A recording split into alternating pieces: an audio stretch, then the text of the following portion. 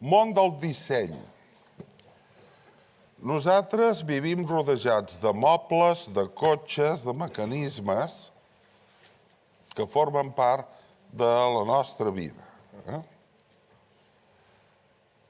El minimalisme, coses mínimes, aquesta cadira. Aquesta escala ja és el mínim,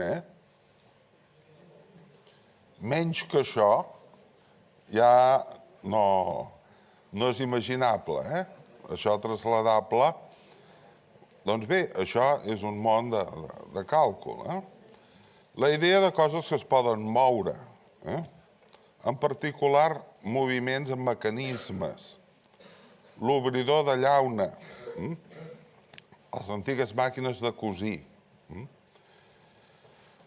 Quan es van inventar les llaunes, fa molts anys, no se'ls va ocórrer inventar l'obridor de llaunes. Es considerava que la gent ja s'espavilaria amb martells, amb coses.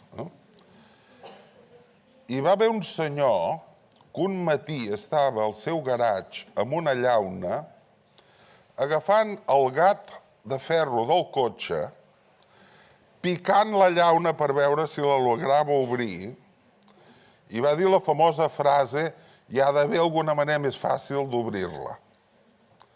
I ell va inventar i va patentar el primer obrellaunes, obridor de llaunes.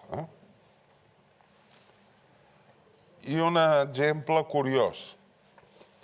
Amb una cosa que giri, es pot fer un forat quadrat amb una peça que gira de la taladradora?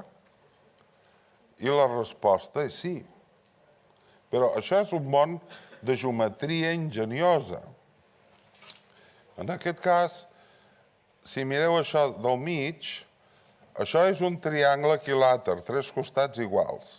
Si des de cada vèrtex es fa l'arc corresponent, aquest i aquest, aquí surt el triangle de Rayleigh, que es diu, és una peça formada per tres arcs de cercle. Si aquesta peça es posa a la taladradora, al girar talla tot això, quasi tot el quadrat, menys aquestes puntetes, que és un 1%. Per tant, es pot fer un forat quadrat amb una peça que giri d'una taladradora si has tingut l'enginy de fer això possible. Hi pot haver dissenys que es posin al servei, per exemple, d'això. Quin angle forma això amb aquesta cara? Si una cosa no és amb angle recte, el que és el tradicional món dels angles, afegint-hi una peça, pots situar la peça i això t'indica l'angle que forma una cara amb l'altra. Això seria un disseny al servei, diríem, de mesura geomètrica. Es podria fer un dau per sortejar 100 números. És aquest. Aquest dau és un dau que et permet sortejar, quan el vas tirant, et permet sortejar 100 números. Com s'ha fet? Doncs aquí hi ha un bonic disseny, que és en una esfera, s'han anat tallant petites seccions rodones, que queden planes, però distribuïdes de manera que sempre que hi ha una peça plana aquí amb un número, l'oposat també és pla i queda cap per l'aire. D'acord? Per tant, el tema era com fer aquests petits 100 talls a la superfície de l'esfera perquè quedin 100 números perfectament distribuïts entre si. Això és disseny d'un dau per sortejar això.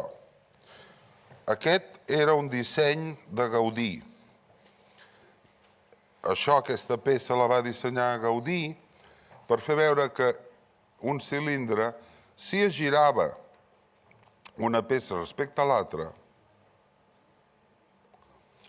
es podien obtenir peces molt interessants.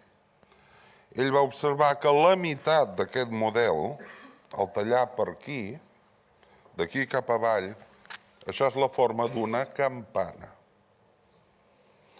I totes les finestres de la Sagrada Família, perquè entri la llum, ell va dir, si les campanes difonen el so, la mateixa forma, si l'uso de finestra, difondrà la llum. I aquesta és la peça, aquest tros d'aquí baix, és el que es pot veure a molts llocs de la Sagrada Família. Per tant, el món del disseny pot ser sorprenent.